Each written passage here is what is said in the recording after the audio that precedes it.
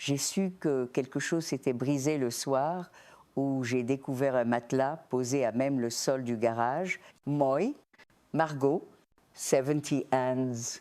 Après une vie de sacrifice pour mon fils Julien, après avoir financé sa maison et ses vacances, ma place était devenue celle-ci.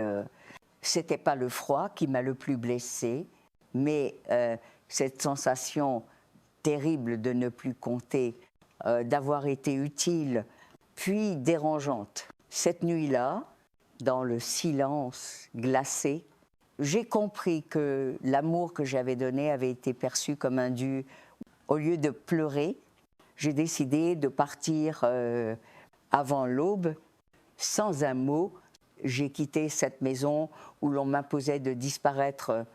Je ne fuyais pas, je partais à la reconquête de ma propre vie. Je me suis installée dans un petit village, Ejayagi, avec une avocate. J'ai révoqué l'accès de mon fils à mes comptes. J'ai réécrit mon testament.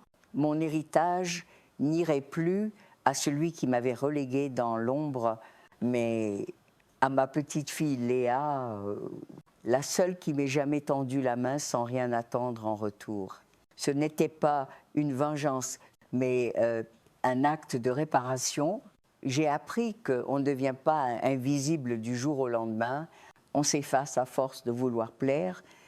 Mon histoire n'est plus celle d'une mère effacée, mais celle d'une femme qui a choisi la lumière et qui sait désormais que sa dignité n'est pas négociable